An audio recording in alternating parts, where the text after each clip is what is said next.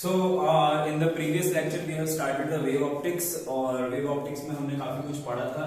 फटाफट उसका रिवीजन करते हैं कि हम लोगों ने क्या क्या पढ़ा था and then we will move forward with the today's topic. And the last lecture में हम लोगों ने सबसे पहले तो ये समझा था कि लाइट को एज अ वेव हम कैसे रिप्रेजेंट करेंगे। तो मैंने आपको बताया था लाइट को रिप्रेजेंट करने के लिए we will use y is equals to a sin omega t, ठीक है।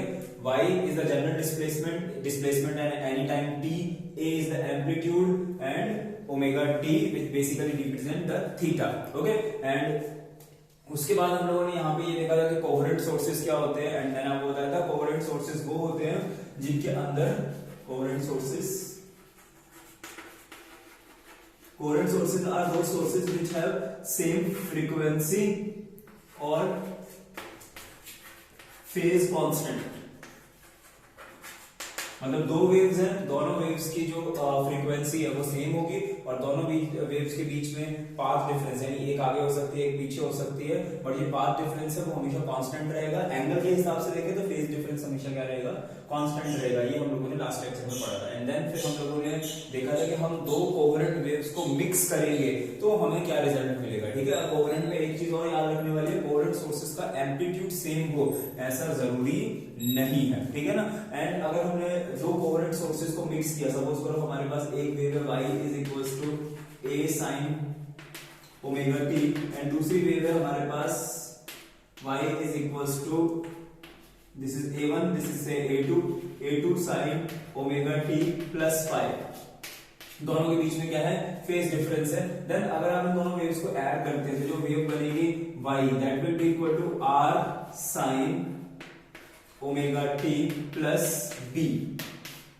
where b is the phase difference of this wave, resultant wave from this wave, है ना। ये resultant wave का जो phase difference है from this wave will be b and यहाँ पर r is the amplitude and इसी का फॉर्मूला आज एक्चुअली में हमें डिस्कस करना है। मैं आपको याद करवाता हूँ क्या फॉर्मूला आया था, r is equals to a1 square plus a2 square plus 2a1 a2 cos 5 and यहाँ पे square, okay.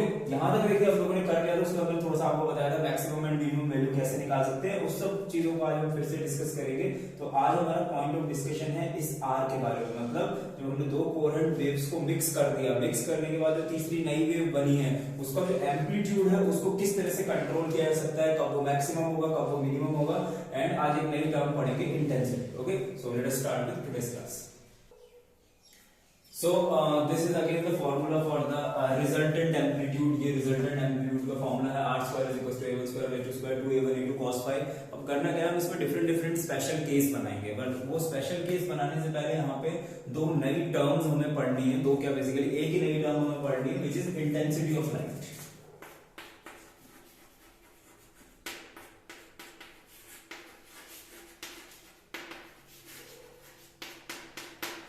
Okay, intensity of light आप लोग ड्यूल नेचर चैप्टर में भी पढ़ेंगे। ऑलरेडी आप लोग इंटेंसिटी के बारे में हल्का हल्का जानते हैं। इंटेंसिटी का मतलब क्या है, इंटेंसिटी का बेसिकली मतलब है कि किसी भी पर्टिकुलर प्लेस पे जब लाइट आकर गिरती है, ठीक है, तो लाइट आती है बेसिकली फोटोन्स की फॉर्म में, है ना। पैकेट्स आते हैं एनर्जी के, छोटे छोटे पैकेट्स होते हैं, E is equals to h उनकी एनर्जी होती है। तो कितने पैकेट किसी पर्टिकुलर एरिया में कितने पर्टिकुलर टाइम में गिर रहे हैं, ठीक है, उसी को हम लोग एक्चुअल में इंटेंसिटी बोलते हैं, ठीक है। अब इंटेंसिटी का सिंपल मतलब समझना हो कि हल्की हल्की बूंदाबांदी हो रही है तो हम बोलते हैं कि बारिश हो रही है, लाइट इंटेंसिटी की, है ना। और एकदम बारिश हो रही है मूसलाधार तो हम बोलते हैं कि हाई इंटेंसिटी की बारिश हो रही है। बिल्कुल उसी तरह से लाइट के केस में है कि अगर किसी प्लेस पे कम फोटोन्स आ रहे हैं, ठीक है, तो बेसिकली हम बोलेंगे इंटेंसिटी कम है, और ज्यादा आ रहे हैं तो हम बोलेंगे इंटेंसिटी ज्यादा है, ठीक है ना। इंटेंसिटी अगर हम लोग देखो इसका फॉर्मूला बनाने की कोशिश करें, वैसे अपने सिलेबस में नहीं है, जस्ट फॉर द इंफॉर्मेशन देखो पहले डेफिनेशन लिखते हैं। इंटेंसिटी क्या होगी, एनर्जी और we can say photons per unit time per unit area, ठीक है ना। अगर मुझसे कोई पूछे कि what is the basically intensity of light, तो हम बोल सकते हैं it is the number of photons falling on a particular area in per unit time, ठीक है। तो फोटॉन्स की बेसिकली एनर्जी तो मैंने यहाँ लिख दिया एनर्जी पर यूनिट टाइम अपॉन एरिया, है ना। ये जस्ट मल्टीप्लिकेशन ज्यादा एप्रोप्रिएट रहेगा। ठीक है। अब देखो एनर्जी अपॉन टाइम, अगर आप ध्यान से देखें तो energy upon time is power, है ना। तो यहां पे एक तरह से ये क्या है, power per unit area. Okay, तो अगर हम लोग वैसे इंटेंसिटी को समझने की कोशिश करें तो it is the power supplied by light on पर यूनिट एरिया। ठीक है, अब मैंने ये क्यों समझाया आप लोगों को पावर पर यूनिट एरिया, क्योंकि यहाँ पे ना अभी हम एक रिलेशन करेंगे जो आपको वैसे तो याद ही करना पड़ेगा, बट स्टिल हम इसको थोड़ा समझ सकते हैं that intensity is directly proportional to the square of amplitude. ठीक है, ये प्रोपोर्शनैलिटी हम लोग करने वाले हैं कि जो लाइट की इंटेंसिटी होती है वो उसके एम्पलीट्यूड के स्क्वायर के क्या होती है, डायरेक्टली प्रोपोर्शनल होती है। ठीक है, तो ये वाला जो डेफिनेशन है ना, ये वाली डेफिनेशन आपको ये समझने की कोशिश आपकी थोड़ी हेल्प कर देगी कि ये रिलेशन कैसे आता है। अगर 11th क्लास याद होगा, हम लोगों ने ऑसिलेशन एंड वेव्स पढ़ी थी, वहां पे हम लोगों ने पावर ऑफ अ सिग्नल निकाली थी, the wave produced in string. देखो हम किसी रस्सी को ऐसे वाइब्रेट करते हैं तो हम उसकी वो पावर कैलकुलेट करते थे ना। अगर आप लोगों को याद हो तो पावर के फॉर्मूले में क्या आता था, half omega square a square v and some constant, है ना।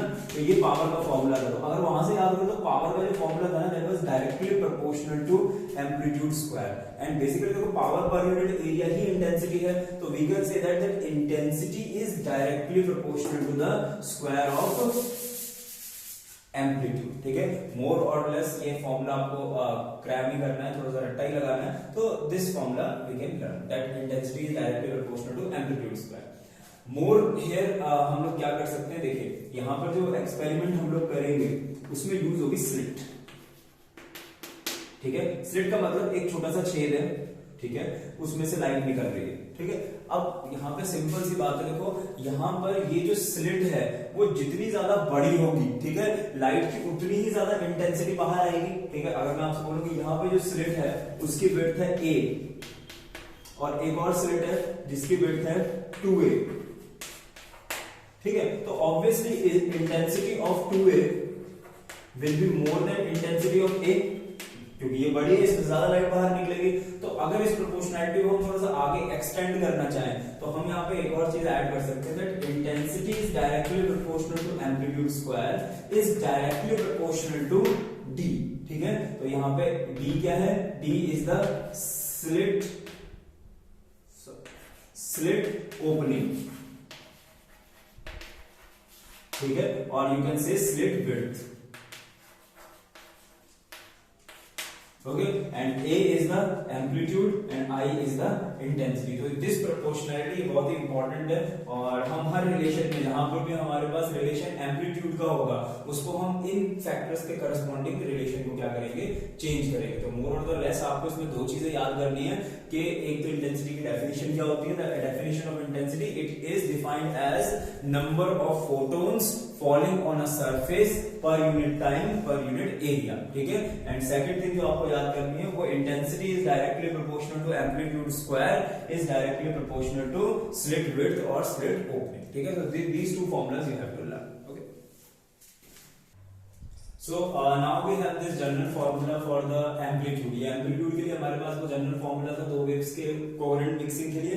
अब एक काम करते हैं, इस फॉर्मूले में ही सबसे पहले इंटेंसिटी इंट्रोड्यूस कर देते हैं। ठीक है, तो इंटेंसिटी कैसे इंट्रोड्यूस करेंगे, लेट अस सपोज दैट जो मेरी फाइनल वेव आई है जिसका एम्पलीट्यूड r है, ठीक है ना, उसके करस्पॉन्डिंग जो इंटेंसिटी है वो मैं मान लेता हूं i।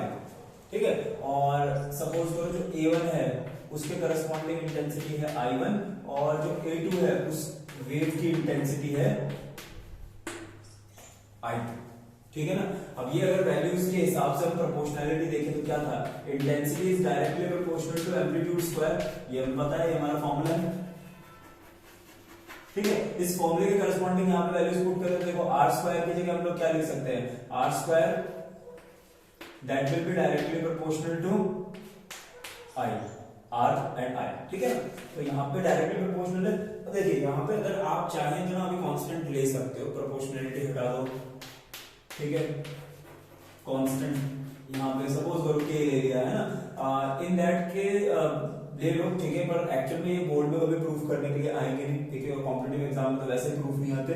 तो इन केस आपको पता है यहाँ पे कांस्टेंट लोगे, यहाँ लोगे, यहाँ लोगे, सब कॉमन आके इन द एंड क्या है वो कैंसिल आउट होने वाले हैं, ठीक है ना। तो फर्स्ट टाइम थे यहाँ पे कांस्टेंट ले रहा हूँ, from the very next time constant ले लूंगा, डायरेक्टली आप लोग समझ लेंगे कांस्टेंट कैंसिल आउट हो गए। ओके, तो यहाँ पे देखो हम लिखेंगे k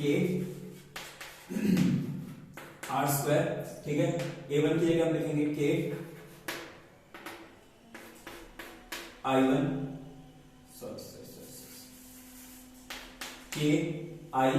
k i1 plus k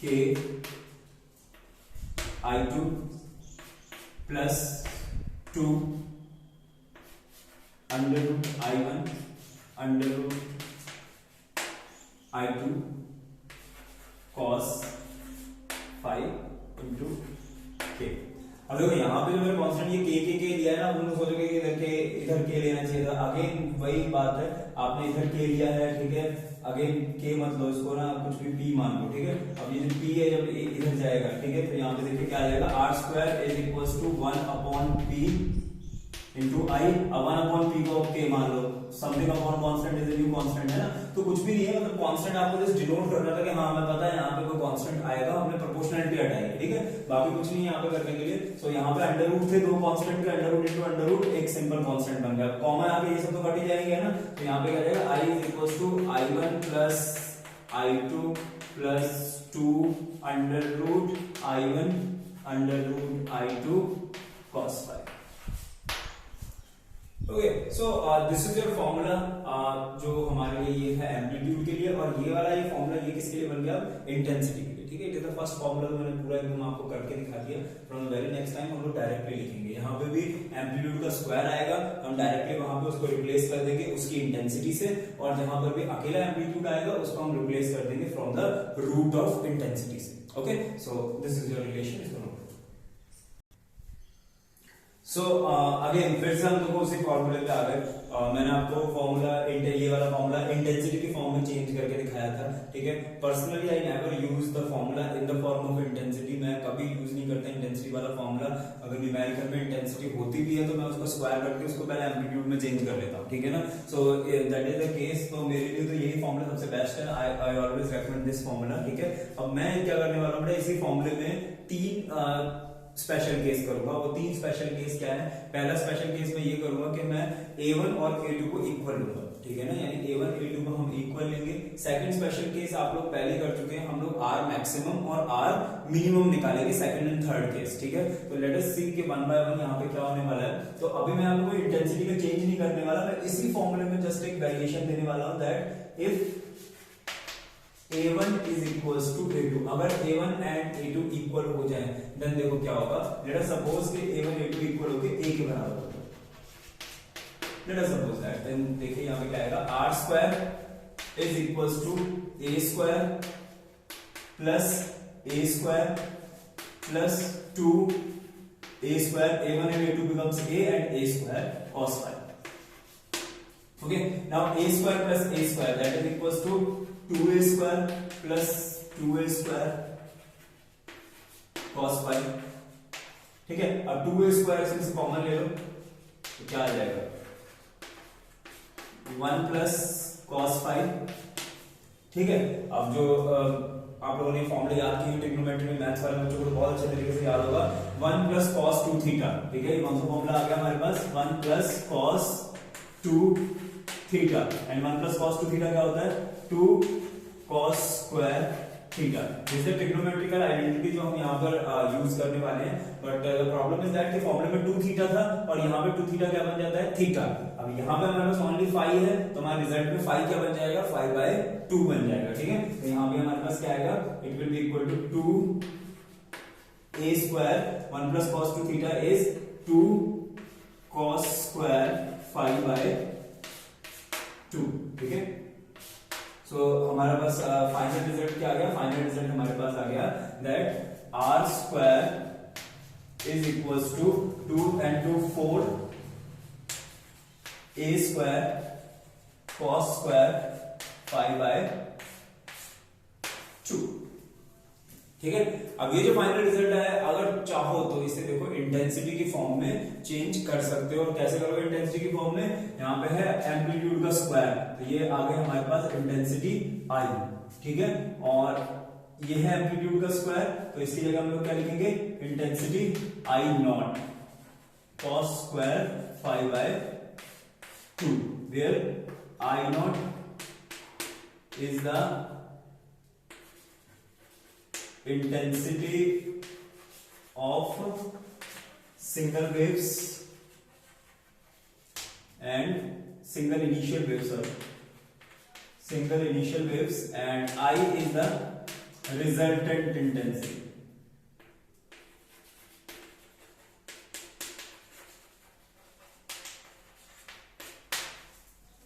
Okay, so from here you can change this formula into intensity form also, ठीक है। और इंटेंसिटी वाली फॉर्म में नहीं चेंज करना तो चाहो तो यहाँ पे under root on both sides आप अंडर रूट ले सकते हैं, ठीक है। पर मोस्ट ऑफ द टाइम ये बोर्ड में इंटेंसिटी वाले एक्सप्रेशन तक ही आता है, ठीक है। तो मैंने उसी तरह से किया है। So basically this formula again important, ये एग्जाम में भी बहुत बार आ चुका है एंड आप लोग इसको इस तरह से याद रख सकते हैं। ओके, सो अगेन देखो मैंने यहाँ पे रिजल्ट लिखा फाइनल जो हमें मिला था अभी A1 और A2 को इक्वल करने में, and these are the two result, this is for the amplitude and this is for the intensity. ये एम्पलीट्यूड इंटेंसिटी का रिजल्ट है। अगेन ये रिजल्ट भी देखो याद करने की कोई जरूरत नहीं है, ठीक है। अगर एग्जाम में प्रूफ करने को आता है तो A1 A2 को इक्वल करके तुम प्रूफ कर ही लोगे, है ना। और अगर इन केस न्यूमेरिकल आता है, ठीक है, जिसमें A1 और A2 इक्वल है, यानी उन्होंने बोल दिया कि न्यूमेरिकल के अंदर हम लोग यंग डबल स्लिट एक्सपेरिमेंट कर रहे हैं, ठीक है। यंग डबल स्लिट एक्सपेरिमेंट में हम हमेशा वही वेव्स लेते हैं, वही कोहेरेंट सोर्स लेते हैं जिसके अंदर A1 एंड A2 क्या होता है? इक्वल होता है, ठीक है ना। तो इन दैट केस आप इसी फॉर्मूले में A1 और A2 को इक्वल करके कर लेना, एक स्टेप ज्यादा लगेगा बट फॉर्मूले ऐसे क्रैम नहीं करने पड़ेंगे, ठीक है। बाकी आपकी इच्छा है, अगर आप लर्न करना चाहें तो ये फॉर्मूले लर्न कर सकते हैं, ठीक है। अब देखो दूसरी वैरायटी जो थी वो थी हमारी कौन सी? R मैक्सिमम क्या होगा, है ना। R मैक्सिमम हम ऑलरेडी पढ़ चुके हैं, ठीक है। तो मैं यहाँ पे जस्ट डायरेक्ट लिख रहा हूं। R मैक्सिमम कब होगा? जब cos फाई क्या होगा? मैक्सिमम होगा, है ना। मैंने cos फाई मैक्सिमम कब होता है? cos फाई की मैक्सिमम वैल्यू होती है जब वो होता है 1। तो जैसे हम यहाँ पे 1 पुट करेंगे क्या बन जाएगा? A1 square A2 square plus 2A1 A2, है ना। तो A1 square plus A2 square plus 2A1 A2 and that will be equal to A1 plus A2 का होल स्क्वायर, ठीक है ना। अब देखो इसके अंदर जो हमारे पास ये आ गया R मैक्सिमम का square that is A1 plus A2 का होल स्क्वायर। अब देखो ये जो R मैक्सिमम है तो ये एम्पलीट्यूड का स्क्वायर, तो इसकी जगह में क्या लिख सकता हूं? I मैक्सिमम, ठीक है ना। एंड अगेन अगर हम यहां पे बात करें तो देखो ये एम्पलीट्यूड्स हैं, ठीक है। एम्पलीट्यूड्स की जगह हम लोग क्या लिख सकते हैं? इंटेंसिटी, तो it will be under root I1 plus under root I2 का स्क्वायर, कांस्टेंट कांस्टेंट फिर से कैंसिल आउट हो जाएगा, ठीक है ना। फॉर मी पर्सनली जब भी देखो एग्जाम में क्वेश्चंस आते हैं, ठीक है ना, तो क्वेश्चन रेशियो बेस्ड क्वेश्चंस आते हैं। तो let me do R minimum और फिर मैं आपको बता दूंगा रेशियो बेस्ड क्वेश्चन में मैं फॉर्मूला कैसे यूज करता हूं, ठीक है ना। So let us see R minimum के लिए again cos phi will be equal to -1 and it will come as A1 minus A2 का होल स्क्वायर। ओके, अगेन यहां पर हम लिख सकते हैं I minimum is equals to under root I1 minus under root I2 का square. Okay, तो ये तो देखो सिंपल फॉर्म हो गई, इसमें कुछ ज्यादा समझने वाली बात नहीं है। बट स्टिल एग्जाम में जब भी क्वेश्चन आते हैं ना, क्वेश्चन रेशियो बेस्ड आते हैं। रेशियो बेस्ड मतलब या तो वो आपसे I मैक्सिमम या I मिनिमम का रेशियो दे देंगे आपसे, या फिर वो पूछेंगे या I1 या I2 का रेशियो पूछेंगे। And always when I do these questions मैं फॉर्मूला इस तरह से यूज करता हूं that for example I maximum upon I minimum is equals to A1 plus A2 का whole square upon A1 minus A2 का होल स्क्वायर। ठीक है।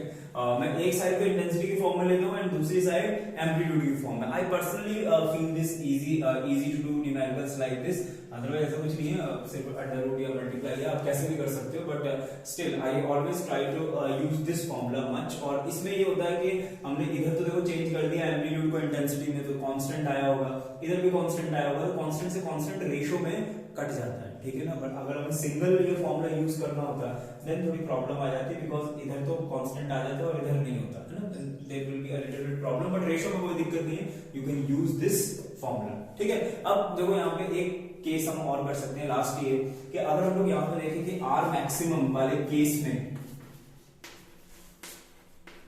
अगर A1 एंड A2 इक्वल हो जाए तो देखो क्या होगा। आर मैक्सिमम वाले केस में अगर A1 और A2 इक्वल हो जाए तो A1 प्लस A2, ठीक है, तो ये क्या हो जाएगा A plus A 2A and 2A का स्क्वायर क्या आएगा 4A स्क्वायर, ठीक है। और देखो इधर क्या था स्क्वायर, तो उधर जाके क्या हो जाएगा under root, so it will come as 2A, ठीक है।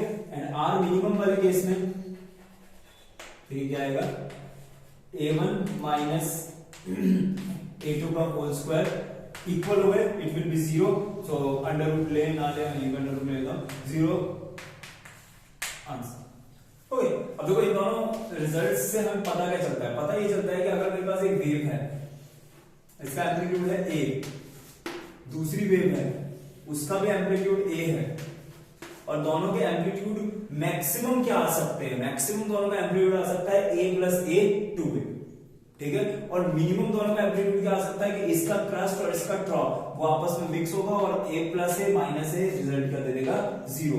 0 का मतलब क्या हो गया, यहाँ पर कंप्लीट डार्कनेस है, बिल्कुल भी लाइट नहीं है, मतलब इधर से एक लाइट आ रही है इधर से एक लाइट आ रही है, ठीक है ना, और दोनों लाइट आपस में क्या हो गए मिक्स हो गए, और मिक्स होकर लाइट ने क्या बना दिया अंधेरा बना दिया, यानी यहाँ पे बिल्कुल भी आपको लाइट नहीं दिखाई देगी, यहाँ पे क्या आएगा इंटेंसिटी 0 आएगी। पर इंटेंसिटी 0 देखो कब आएगी, सिर्फ तभी आएगी जब सोर्सेज हो कोहेरेंट और उनका एम्पलीट्यूड क्या हो मैच करे, ठीक है ना। और ये YDSC में अभी हम लोग देखने वाले हैं। तो these are the very important relations for the numericals, तो have a look at it. So these are the list of all the formulas जो आप लोगों को essentially याद रखने ही रखने हैं, ठीक है ना।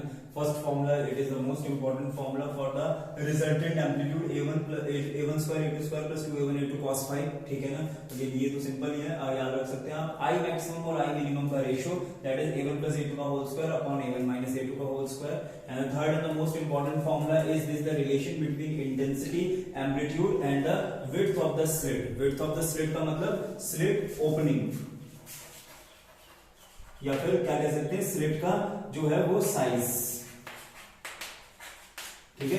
ये रिलेशन आप लोगों को याद रखना है। For the reference you can imagine this diagram, ये डायग्राम आप याद कर सकते हो कि जो हमारी y1 है उसका एम्पलीट्यूड A1 था, y2 का एम्पलीट्यूड A2 था, y1 और y2 में फेज डिफरेंस पाई था, एंड रिजल्ट आया दोनों के इंटरफेरेंस के बाद y जिसमें एम्पलीट्यूड r है जिसका हमारा फॉर्मूला है, एंड फेज डिफरेंस p है। Okay, so one important thing यहाँ पे जो हमें याद रखनी है कि कई बार क्वेश्चंस के अंदर हमें क्या होता है, दे आर डूइंग YDSE।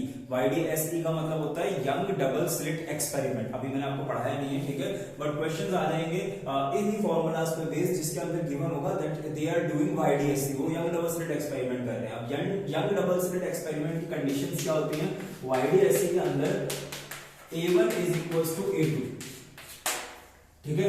ये एक्स्ट्रा कंडीशन आपको डालनी होती है।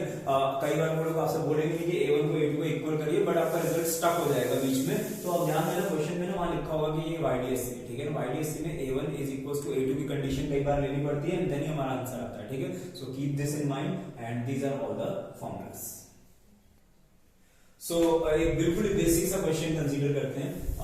To monochromatic waves moving in the same direction with amplitude A and 2A, ठीक है, are differing in phase by pi/3 and superpose मतलब कि दोनों वेव्स मिक्स हो गई हैं, ठीक है। Calculate the amplitude of the resultant wave, और आपको क्या करना है रिजल्टेंट वेव का एम्पलीट्यूड कैलकुलेट करना है। मतलब आपके पास दो वेव्स हैं, एक का एम्पलीट्यूड A है, एक का एम्पलीट्यूड 2A है, ठीक है, मोनोक्रोमैटिक लाइट है, दोनों के बीच में फेज डिफरेंस है pi/3, आपको बताना है एम्पलीट्यूड क्या होगा, ठीक है, बिल्कुल ही फंडामेंटल क्वेश्चन है। इसमें कौन सा फॉर्मूला लगेगा आप समझ ही गए होंगे। देखिए फेज डिफरेंस पाई बाय 3 हमें गिवन है, amplitude A1 is equals to A हमें गिवन है, A2 is equals to 2A is given, और हमसे पूछा गया है resultant amplitude. So we are going to use the formula R square is equals to A1 square plus A2 square plus 2A1 A2 cos phi, ठीक है। So here A1 is equals to A square plus 2A square plus 2A1 A2 cos phi by 3, ठीक है। cos phi by 3 is 180 upon 3 which is basically 60 degree. So cos 60 degree is 1 by 2, ठीक है। तो ये सारी values यहाँ पे put कर देते हैं। तो what are you going to get is R square is equals to A square plus 4A square plus 2 to the 4 and 4 into 1 by 2 A square. Okay, so it will be cancel out and this. So 4, 5, 6, 7. So it will be R will be equal to under root 7. So बिल्कुल fundamental question था, just आपके basics को push up करने के लिए कि formula कैसे use होगा, ठीक है। So let us see this question. In young double slit experiment, YDSC का मतलब है young double slit experiment, ठीक है। The intensity of light at a point on the screen where the path difference is lambda is k units, ठीक है।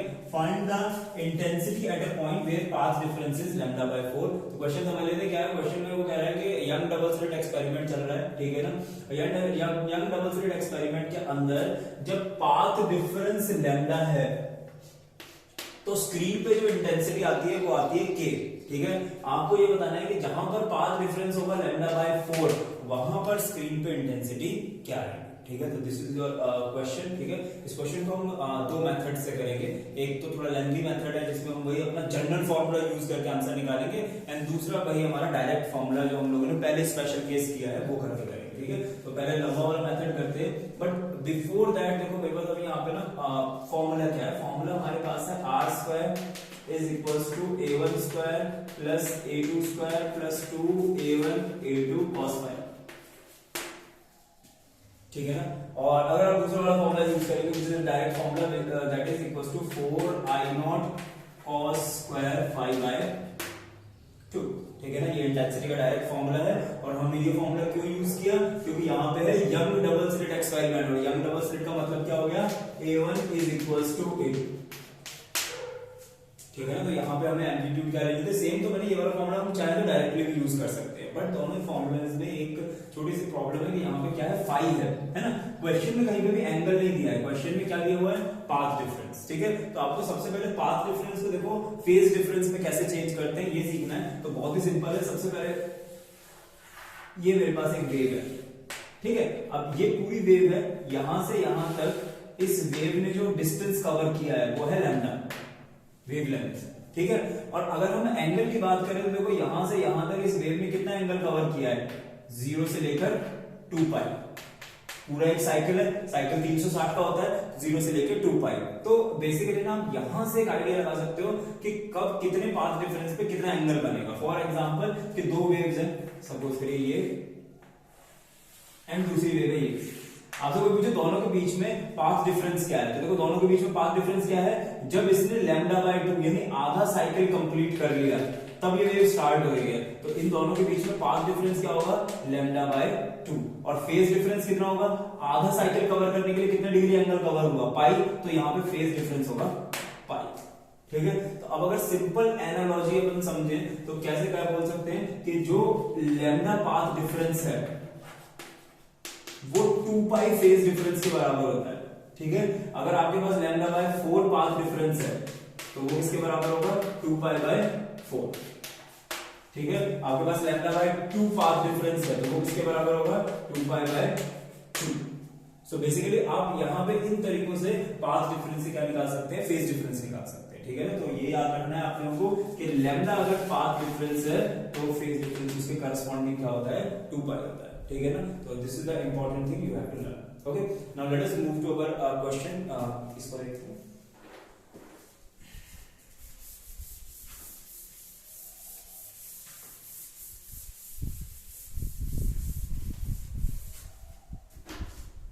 सो सबसे पहले first वाला केस करते हैं। फर्स्ट वाले केस में जब हमारे पास पाथ डिफरेंस क्या है, लैम्डा, तो पाथ डिफरेंस लैम्डा है तो फेज डिफरेंस क्या होगा, फेज डिफरेंस होगा 2 पाई, ठीक है ना। और अगेन यहाँ पे a1 किसके आएगा, a2 के इक्वल, ठीक है। तो इसको हम मान लेंगे। तो ये सारी जो कंडीशंस है मैं उठा के अपने इस फॉर्मूले में पुट करता हूं एंड लेट अस सी मेरे पास क्या आएगा। यहाँ पे r1 क्योंकि केस नंबर 1 है, r1 का square is equals to a square plus a square plus 2a square cos 2 pi, ठीक है। अब देखो cos 2 पाई की वैल्यू याद नहीं है, ग्राफ बना के आप लोग चेक कर सकते हैं। This is cos 2 pi, it is +1, ठीक है। तो cos 2 पाई की वैल्यू होती है +1, तो यहाँ पे हमारे पास क्या आ जाएगा, r1 का square is equals to a square that is 2a square plus 2a square cos pi 2 pi 1 हो गया and it will be equal to 4a square. It is equation number 1। ये आपकी इक्वेशन नंबर 1 आ गई from the case number 1। Okay, now let us move to the case number 2। For case number 2,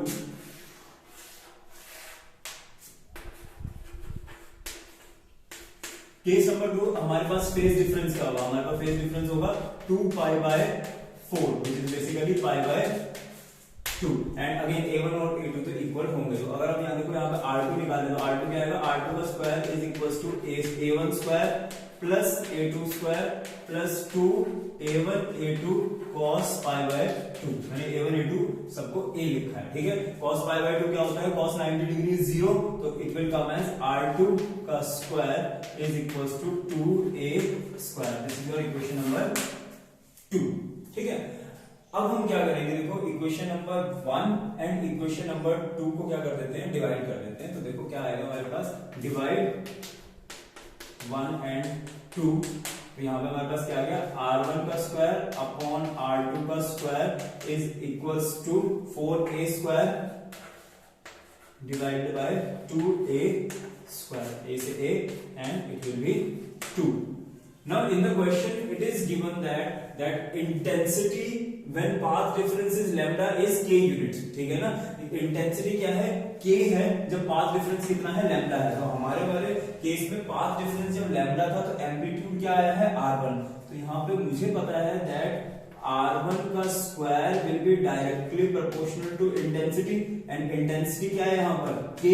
तो मैं यहाँ पे देखो k लिख सकता हूँ, ठीक है। तो यहाँ पे हम क्या लिखेंगे, k डिवाइडेड बाय r2 का स्क्वायर, है ना। तो r2 का स्क्वायर क्यों लिखना है, यहाँ पे हम इसकी इंटेंसिटी लिख देते हैं। मान लेते हैं कि जो r2 का स्क्वायर है that is directly proportional to से इंटेंसिटी i, तो यहाँ पे इंटेंसिटी आ गई i, ठीक है। अब देखो ये यहाँ पे क्या आ गया, इज इक्वल्स टू 2:1। तो यहाँ पे देखो i क्या आ जाएगा, i will be equal to k by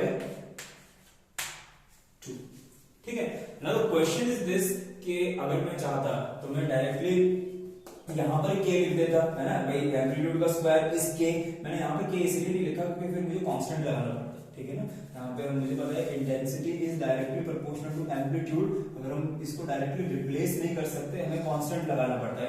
that is the reason कि पहले मैंने यहाँ पे एम्पलीट्यूड के स्क्वायर का रिलेशन निकाला 1 से, फिर निकाला 2 से एंड देन इनको डिवाइड किया एंड देन फिर यहाँ पे इंटेंसिटी लिखी, ताकि अगर इसमें कांस्टेंट है, इसमें कांस्टेंट है, कांस्टेंट से कांस्टेंट कैंसिल आउट हो जाए। तो यहाँ पे हमारे पास आंसर आ गया, intensity is equals to k by 2, यानी इंटेंसिटी क्या हो जाएगी, हाफ हो जाएगी, ठीक है। So you can do this question by this method. So in case देखो बेटा, अगर आपको ये वाला फॉर्मूला याद है, तो सेकंड वाले मेथड की बात करें तो i is equals to i not cos square 5/2 into 4। आपको अगर ये वाला फॉर्मूला याद है तो ये question just a one line question है। वन लाइन क्वेश्चन कैसे है, सी अगर हम केस 1 की बात करें तो केस 1 में i1 is equals to 4 i not cos square 5। अब देखो फर्स्ट केस में हमारे पास पाथ डिफरेंस क्या था, पाथ डिफरेंस था लैम्डा, तो फेज डिफरेंस क्या होगा, लैम्डा के करस्पॉन्डिंग फेज डिफरेंस आ जाएगा 2 पाई, तो यहाँ पे क्या आ जाएगा 2 पाई बाय 2, ठीक है। एंड cos पाई की वैल्यू क्या होती है, सी cos पाई की वैल्यू होती है -1, ठीक है ना। तो cos पाई की वैल्यू -1 का स्क्वायर करोगे तो क्या आ जाएगा +1, तो i1 क्या आ जाएगा आपके पास 4i0, ठीक है ना। तो it is your i1 which is 4i0, लेकिन क्वेश्चन में आपको गिवन है कि ये इंटेंसिटी क्या है, k है, तो हम यहाँ पे i1 को क्या लिखेंगे, k is equals to 4i0, equation number 1, ठीक है। अब अगर सेकंड केस की तरफ जाएं, केस नंबर 2 अगर हम बात करें तो it will be equal to i2 is equals to 4i0 cos square. Again देखो आप यहाँ पे पाथ डिफरेंस कितना लेना पड़ेगा, लैम्डा बाय 4 के लिए, और lambda by 4 it will be equal to 2 pi by 4 which is basically pi by 2। तो अगेन देखिए यहाँ पे pi by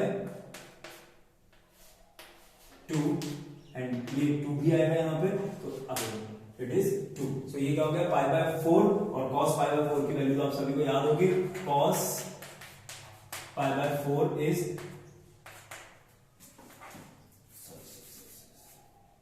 cos 45 degree, and cos 45 degree is 1/√2, ठीक है।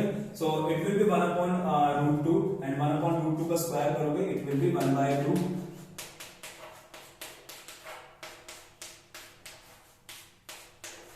सो i2 is equals to 2i0, ठीक है। तो यहां से हमारे पास आ गया i2 is equals to 2i0, which is equation number 2, and i1 is equals to 4i0, दोनों को डिवाइड कर दो, आपको क्या मिलेगा, i2 upon k is equals to 2i0 upon 4i0, and it will be equal to i2 is equals to k by 2i0 sine and 2 से 2। So one is the same method, कोई ज्यादा difference नहीं है, but ये है कि आपको इसके लिए फॉर्मूला याद करना पड़ेगा, वहां पे एक स्टेप ज्यादा लेके आप फॉर्मूले को लर्न करने से स्किप कर सकते हैं, ओके।